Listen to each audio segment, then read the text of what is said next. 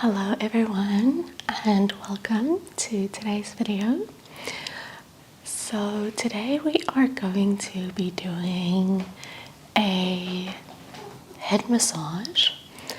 You guys really enjoy my Indian head massages, so I've decided to try something different. It's going to be a Swedish head massage. So the Swedish massage is normally a full body massage and it is very popular. It's actually one of the most popular massages that people get nowadays. Very frequently, if people go to a spa, they would request a Swedish massage. The reason being that the Swedish massage is really focused on relaxation and just promoting overall well-being. So, very interesting.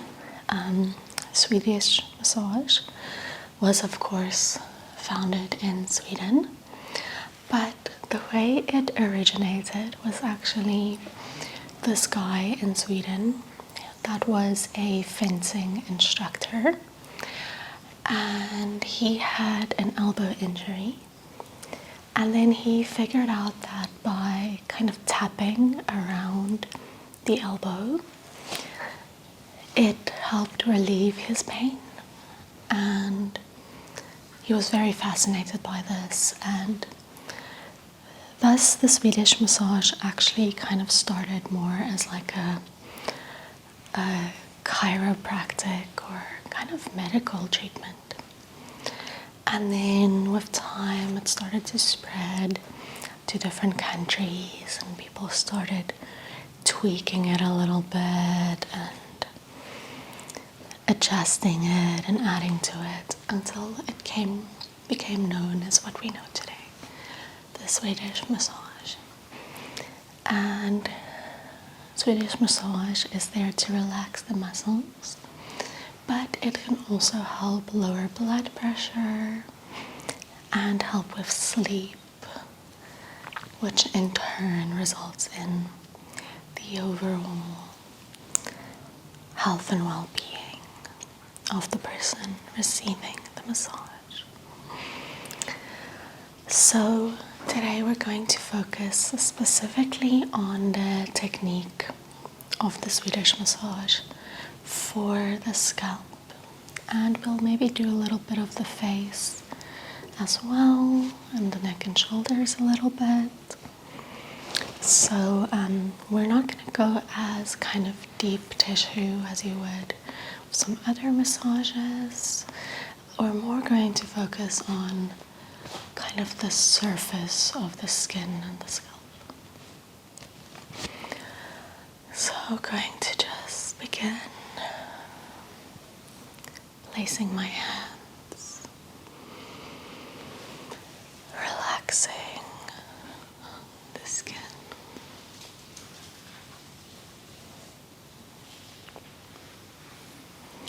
Getting the scalp used to my touch.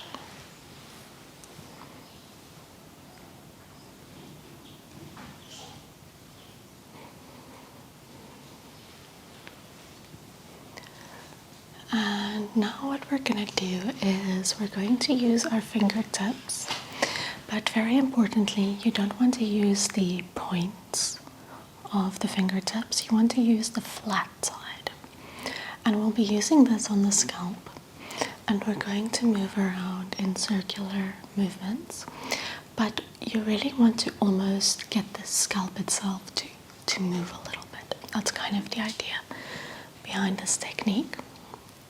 So let's just start here at the top, just holding the head still and kind of moving around.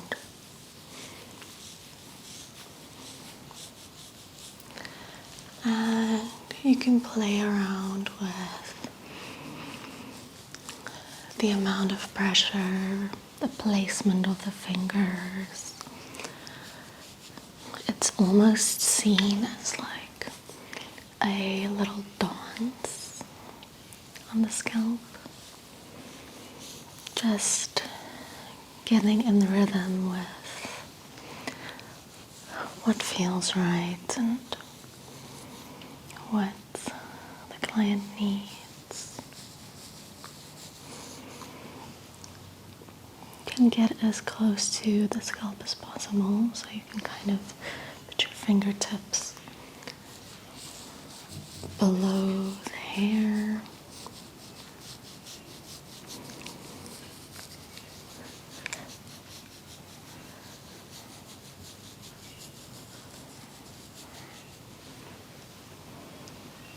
And just really release all that tension that is held in the scalp.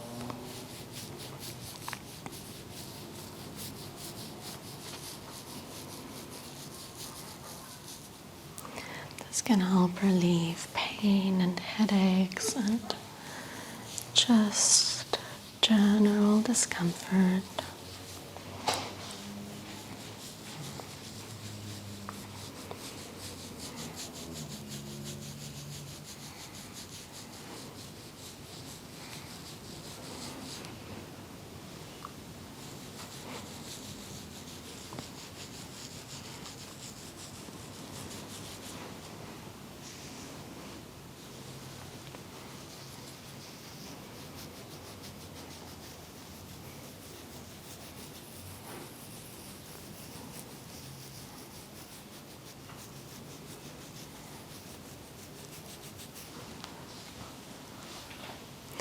And if you are applying a lot of pressure on the scalp, it's important to kind of support the head with the other hand, just so you don't cause any strain to the neck.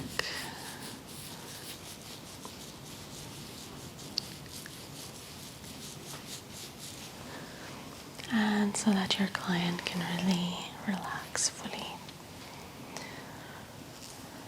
And then we'll go over top and just kind of soothe the scalp after the pressure we created.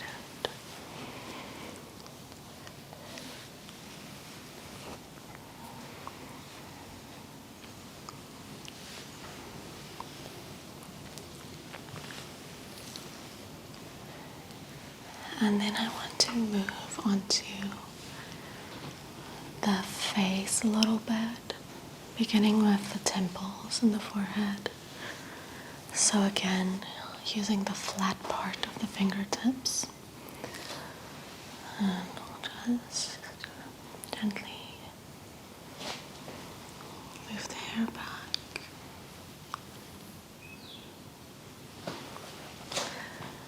And just press, press, press, press, press until we get to the temples, and then doing those same circular movements.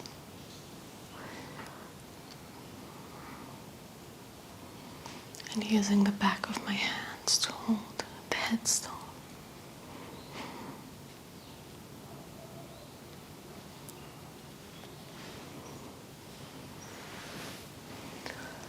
Just pressing on the forehead and let go. Pressing on the forehead, let go. Pressing on the forehead and let go. And we'll press on the side of the head and let go. Press on the side of the head and let go.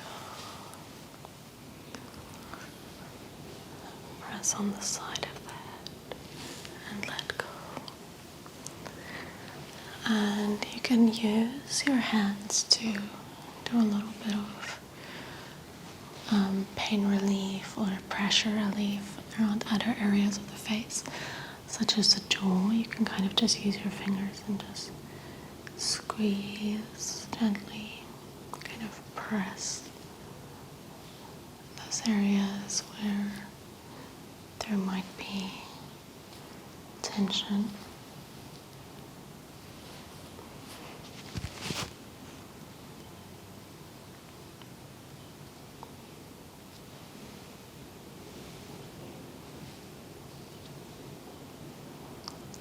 And it can also be nice to kind of press on the cheeks, slight little pressure,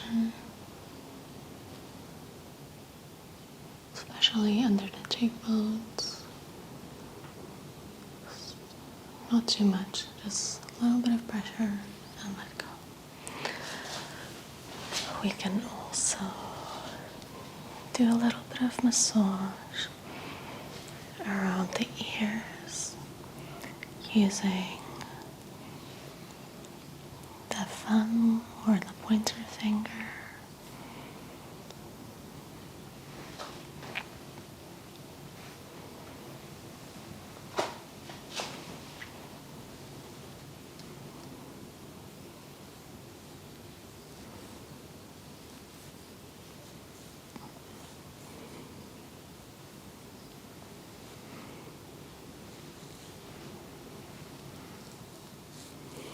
And massaging here where the jawline meets the ear can help relieve pressure if you tend to clench your teeth, especially if you do that while you sleep.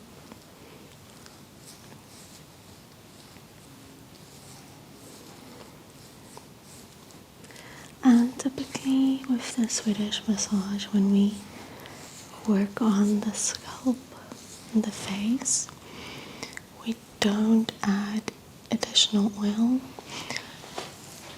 We work just with the natural oils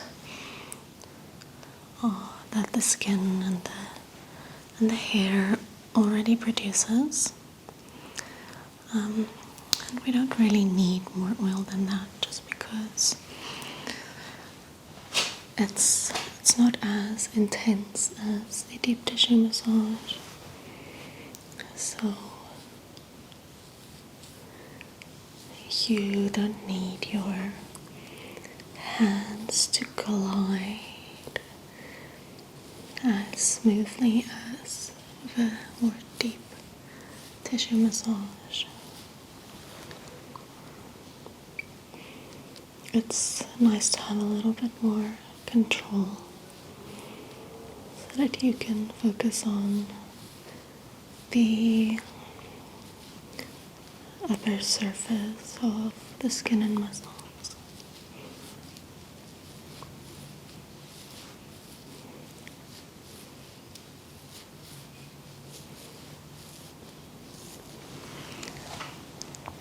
And then, of course, working on the neck can also be really nice. Just again, going in circular movements with the flat part of my fingers.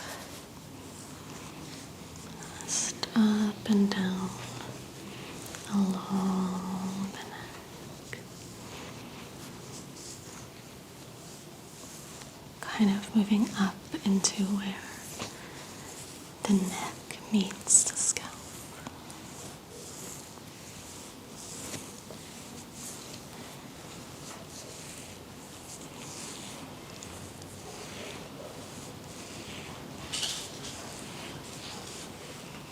I'll do the other side as well.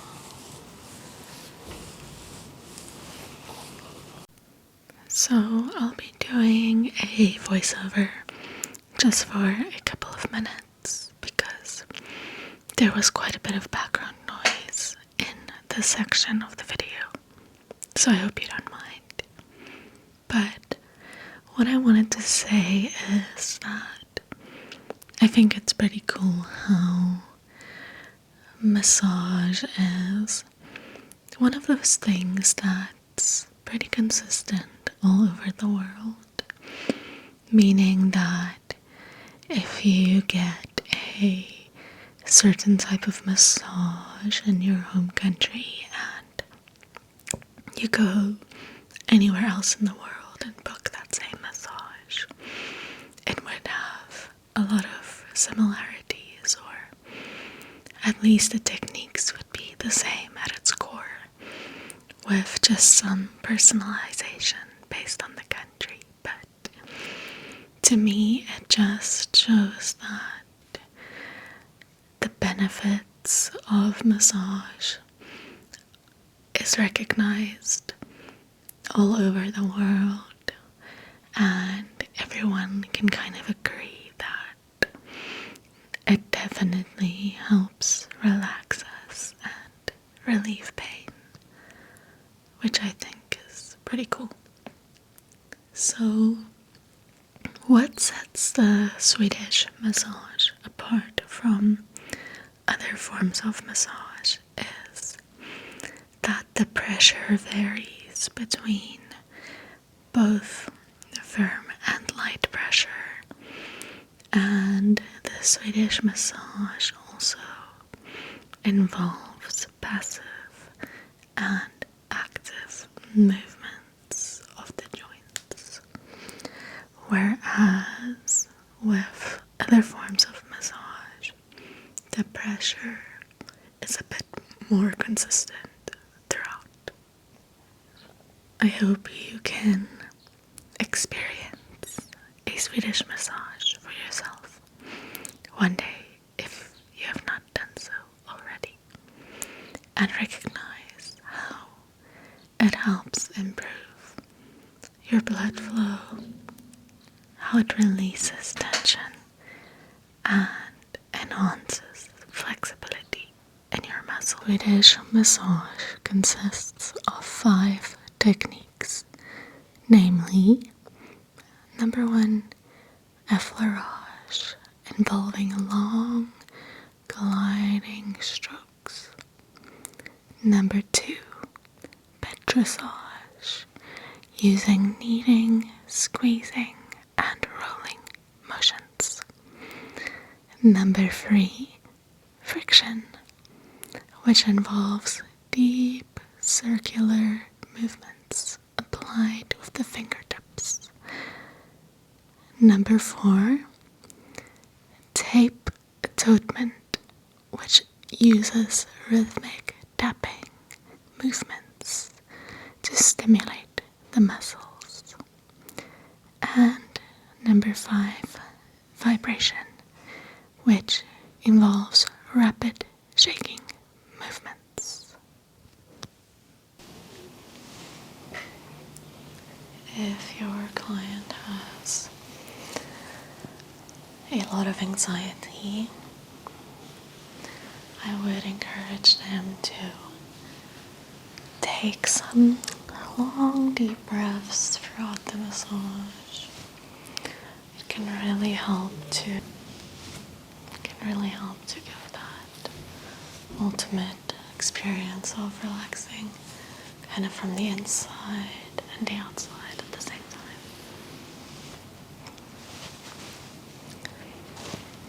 I'll just press down a little bit around the shoulders and the arms.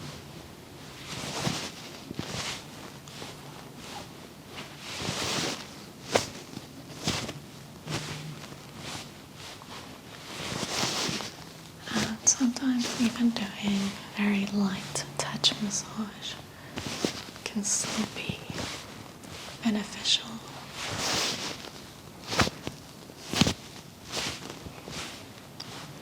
It doesn't always have to be very deep tissue or firm massage to make a difference. But of course, depending on your needs, there is a right type of massage for everyone.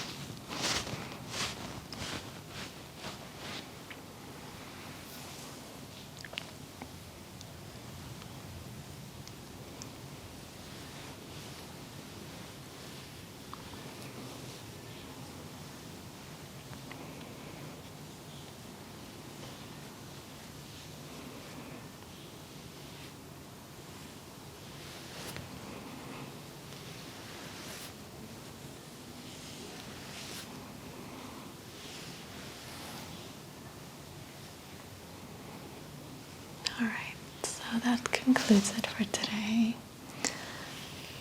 Let me know if you liked hearing a bit more about the Swedish massage and if there's any other type of massages you would like to see. Thank you for watching. I will see you again next week.